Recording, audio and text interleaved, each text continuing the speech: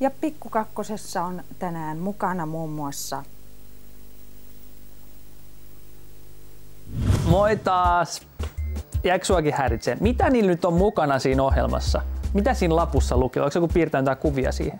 Mutta Yle Extrojen suuressa historialähetyksessä meillä on mukana tänään tällaista. Tissit, käärme, autosimulaattori, sulavia muotoja ja videoskandaali.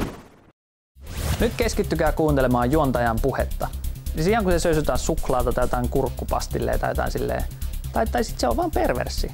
Helsinkiläinen purjelentokerho Nuorisoilmailijat piti lentokilpailut, joissa nähtiin sulavia muotoja sekä koneissa että vähän muuallakin. Tota kutsutaan huumoriksi. Ihan oikeesti. Tuo oli itse asiassa aika hyvä juttu, ainakin silloin omana aikanaan. Mut kyllä mäkin osaan tän. Se menee silleen, että Yle Extroissa mukana sulavia muotoja ja... Täällä on Siimo! Mikä meininki? Hei hei! Hyvien elokuvien hyväksi todettuja juonikulkuja yleensä lastenvahdit, tuhmat cheerleaderit tai sitten semmoiset viattomat autokouluoppilaat. Ja sitten siinä vieressä seisoo se autokouluopettaja semmoisen pitkän kankeen karttakepin kanssa. Niin karttakepin kanssa. Ensimmäinen maahamme saatu ajanmukainen autonajon opetuslaite. Se on suunniteltu ja rakennettu Amerikassa, missä se on saavuttanut autokouluoppilaiden suuren suosion sekä osoittautunut erinomaiseksi apuvälineeksi ajo-opetusta annettaessa. Laitteessa on kaikki samat osat kuin normaali autossakin, kytkin, jarru, kaasu, vaihde ja niin edespäin. Ajanmukainen ajo-opetuslaite. Okei, nyt tulee huono vitsi. Tää on huono vitsi. Saanko jotain varoituksia? Okei, huono vitsi tulee tässä näin. Minkä takia naiset on niin huonoja ajamaan autoa? No kun ne yrittää ohjata sitä edellä olevaa autoa. Oikeesti se on sitten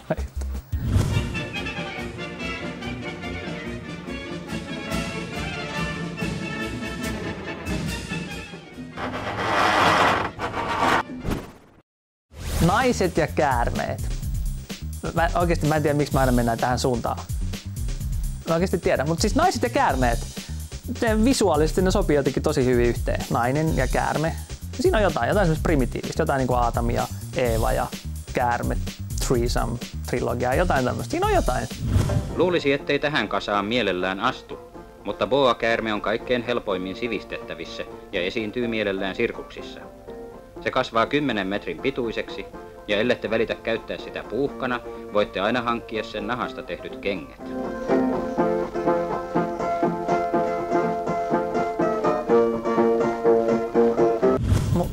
Mutta miten se, jos se boa olisi kuristanut sen mustavalkoisen naisen siinä? Sillä olisi voinut käydä aika huonosti. No niin, se olisi kuollut siellä aika huonosti silleen. Mutta siis oikeasti, jos et halua käyttää sitä puuhkana, niin tee siitä kengät. No itse asiassa se olisi paljon mielenkiintoista nähdä, kun se nainen kietoutuu sen boa ympärillä ja kuristaa sen ja sit se nylkee sen ja tekee siitä kengät. Se olisi ollut kyllä hyvä. Mitä sä? Tiedotus. Tähän väliin tulee tärkeä tiedotus. Laitatko sä nyt päälle vai? Laitat sen nyt päälle sieltä. Täällä kotimaassa sähköisten viestimien suosio jatkaa kasvuaan painetun sanan kustannuksella. Tähän videon seuraamiseen saattaa osa nuorista 15-24-vuotiaista käyttää 3-4 tuntia päivässä. Se muuttaa tämän nuoren todellisuuden kuvaa aivan ilmeisesti.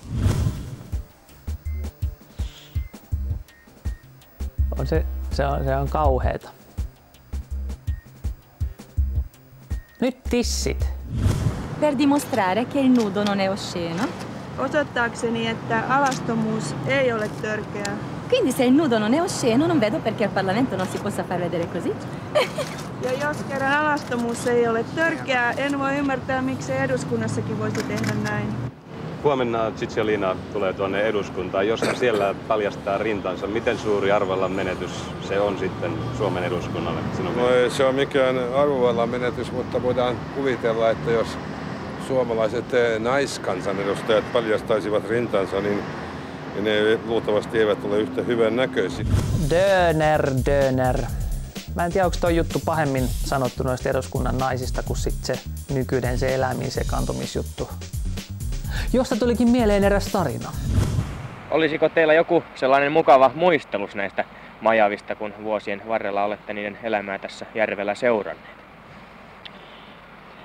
Niin, nyt tässä menneenä keväänä sattui, kun mentiin tuohon Majavan puremiin, niin Majavahan on tunnetusti rumaa eläin, ei sitä katsottuna.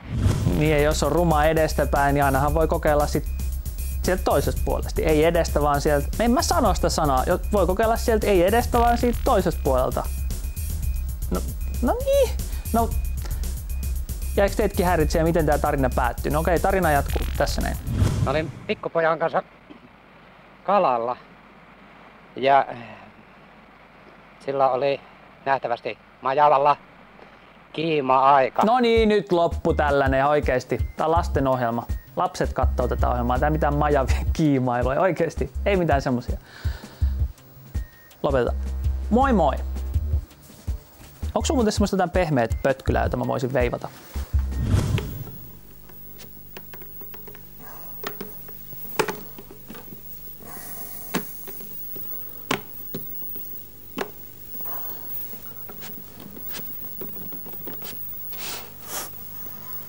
Noin.